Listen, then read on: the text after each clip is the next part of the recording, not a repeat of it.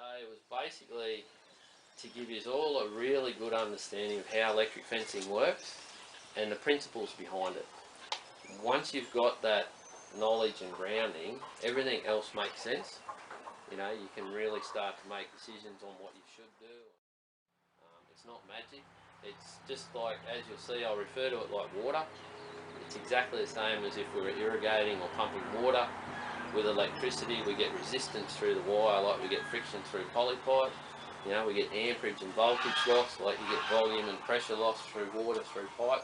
So it's exactly the same. And once, by the end of this, you should really have a good understanding of how it works, why things don't work at home. Then you'll know how to go and start fixing issues and getting the system to work better. It works extremely well, and I've been fortunate enough to work with a lot of things from zoos through to wildlife parks and rural stuff, and we can control everything from elephants down to snakes if it's done correctly and done properly. Righto, there's three components make up an electric fence. We'll just run through it strategically. Obviously you've got the energiser, you know, the power unit which supplies the electrical current, the pulse to the fence itself, and then solar, mains powered, or just straight battery are the three options. A well constructed fence, insulated fence, built to specifications to suit what you're trying to do. And the third thing is a good earthing system for the energiser. Earthing is 90% of an electric fence.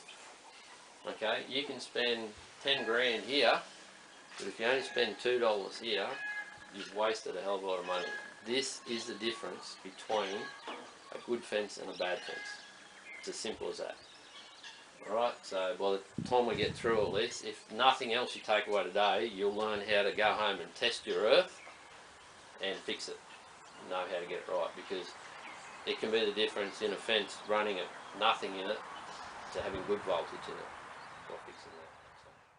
Especially for days like this. How the electric fence works, and this is where some people get a little bit confused and, you know, really don't understand it. We've got our energiser ticking away, supplying an electrical pulse, about 1 pulse a second down the fence line, filling that tape or wire, supplying electrical current to it. It's not a constant flow of energy, it's an intermittent pulse.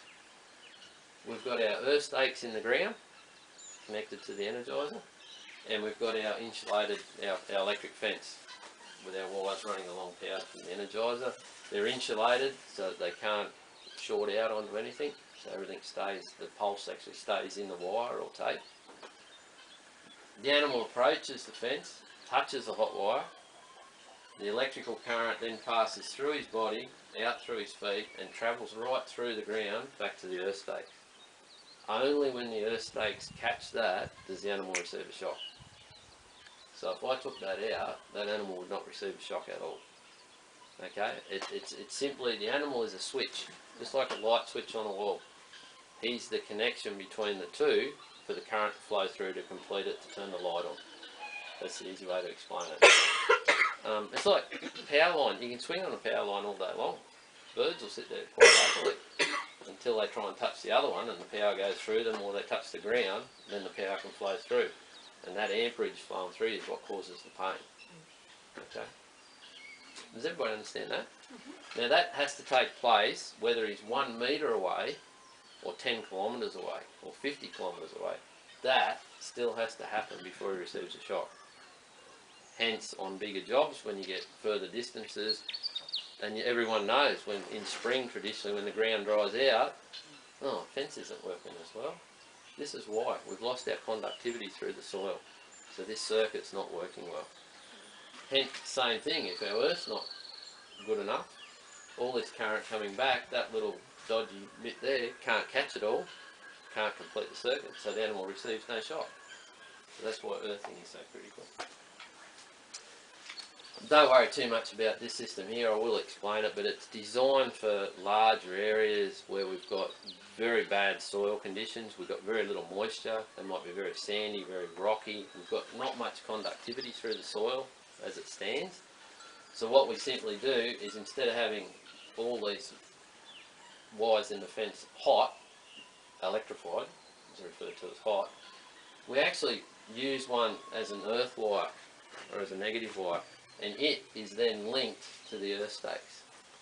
So what happens is, out along the fence line, when the animal touches that fence, then we're not getting very good current flow through the ground, so the electricity will actually travel out through his brisket into this other wire he's touching and travel all the way home unimpeded, so you'll get the full shot. So in practice, he could be standing in mid-air and touch those two wires and get a belt. So that's how we make up for bad soil conditions, earthing problems, things like that. So that can be an existing fence too. That could be a hinge joint fence. You could use that as your earth. Alright? So it doesn't have to be another separate earth wire. It can be another wire in the fence that's not electrified. The one thing to remember with this system is though, when you get to a gateway, not only does your power go under the fence to come up the other side to keep going, the earth has to be connected as well. We can't have a break in the system, just like you can't have a break in the power going out, we can't have a break in the earth coming back. Electricity is funny, it'll always take the quickest route. It'll always take the quickest. If it can't get through there, it'll jump straight through and head that way. Just like lightning, it's just trying to get to ground. So it'll always try to get to ground. Does everybody understand that?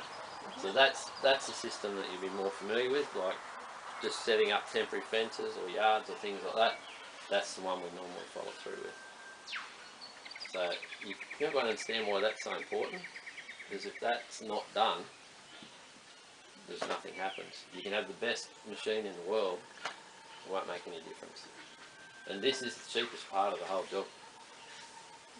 Part that'll cost you bugger all. Cool.